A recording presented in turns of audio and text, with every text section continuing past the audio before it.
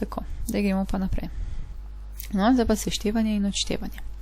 Najprej poskusimo, če se še spomnimo, kako se to dela s števili. Če imamo dve števili 2 in 5, se pravi, da sta imenovalca različna, je treba najprej dati ulomke na skupni imenovalec. 2 in 5. Skupaj dobimo skupni imenovalec 10. Števili ni težko. Kaj smo pa naredili, da smo to desetko dobili? Ja, v resnici smo 2 krat 5 pomnožili, da smo dobili 10. Desetka torej skriva oba elementa noter, in 2 in 5. Tako smo dobili zdaj skupni imenovalec. Zdaj pa, če hočemo eno polovico razširiti na ulomek desetin, potem moramo dvojko pomnožiti s 5, ampak da ostane ulomek enak, pomnožimo tako imenovalec kot tudi števec. 1 krat 5 je pa 5. In isto tukaj, 5 ko imamo, če hočemo iz te 5 dobiti 10, jo moramo pomnožiti s 2, zato ker je 2 krat 5 10, ampak če pomnožimo imenovalec, moramo pomnožiti tudi števec. Je to zdaj 6. Ko imamo enkrat skupni imenovalec prepišemo, ulomka pa seštejemo. In to je tu rezultat. No, zdaj pa pogledamo na podoben primer, samo da se že vpletejo tule črke. Imamo zdaj A pa B. Če bi po principu zgornjega poskušali dobiti skupni imenovalec, bi rekli, tu smo pomnožili 5 krat 2, pa smo dobili 10, zdaj pa tu pomnožimo A in B. In res, tako preprosto je. Samo pomnožimo A krat B za skupni imenovalec. No, zdaj je treba pa premisliti, s čim bomo mogli množiti. Zdaj A v prvem imenovalcu že imamo, se pravi, manjka nam B, pomnožimo z B. Če pa hočemo ohraniti ta ulomek isto vrednost tega ulomka, potem moramo pomnožiti tudi števec. Tukaj imamo B, manjka nam še A, ampak če hočemo ohraniti vrednost, moramo pomnožiti tako imenovalec kot števec. Tako, zdaj pa še napišemo tule na našo črto, se pravi, imamo zdaj 5B pa 4A. Kako zdaj to seštejemo? Ja, skupni imenovalec prepišemo, ostane nam pa 5B plus 4A. In to je rezultat. Veste, tukaj zdaj ne moramo nič sešteti, je kar v redu. No, pogledajte, zdaj pa imamo spet A, B na kvadrat, A na kvadrat B, pa AB. Če bi tukaj le pogledali, kako so sestavljeni, ta je A, B na kvadrat pa pomeni B pa B. Tega le, če pogledamo, je A pa A krat B, ta pa A krat B. Da bi lahko zajeli vse, potem rabimo en A pa 2B iz prvega, potem rabimo pa tukaj le 2A pa NB, ker že imamo tu A pa B, dodamo še samo B, in pa tukaj le imamo en A pa NB in dodamo še AB.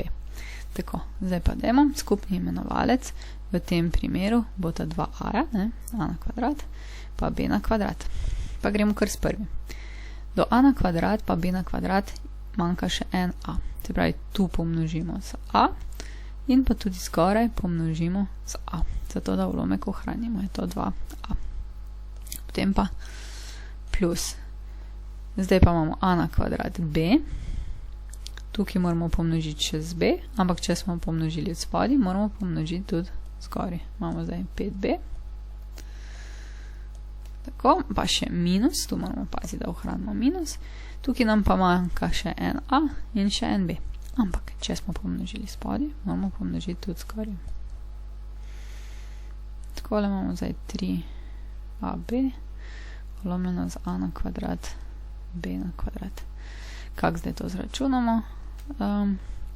Imenovalec prepišemo. Vse, kar je v števcih, pa preprosto prepišemo, to se pravi A2 plus 5B minus 3AB. Takole. No, še zadnji primer iz te strani. Najprej treba določiti skupni imenovalec. Rekli smo, pri teh algebrskih ulomkih je v bistvu najlažje, da se pogledata oba imenovalca, če imate kaj skupnega.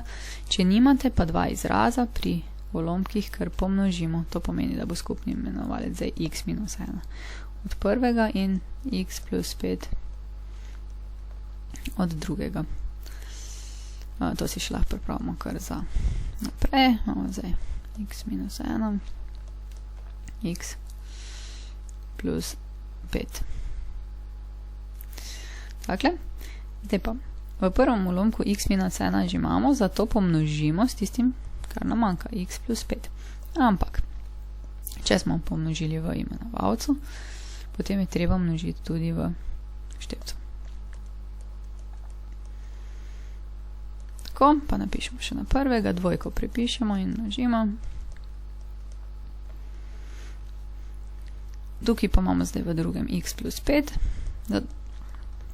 zato pomnožimo z x minus 1. Pa še zgori.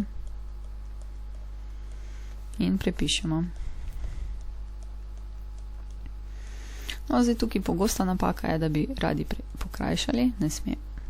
Damo na skupno ulomkovo črto.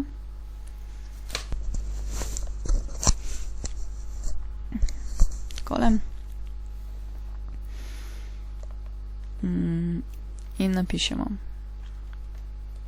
2x plus 5 pa plus 5x minus 1. Spodno pa x minus 1 krat x plus 5. V števcu lahko še tole zračunamo, da bo pa meni malo zmanjkalo prostora, samo takole znašli.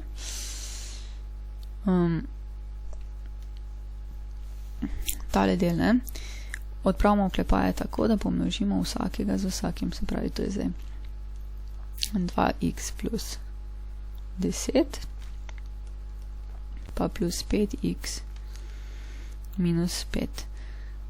V imenovalcu pa lahko kar pustimo tako, kot je x minus 1, x plus 5. Takole. Zdaj pa imamo tukaj le člene iste vrste, ki jih seštejemo. Je to zdaj 2x plus 5x je 7x, pa 10 minus 5 je 5. Ulomljeno z našim imenovalcem pa smo dobili rešitev. Takole.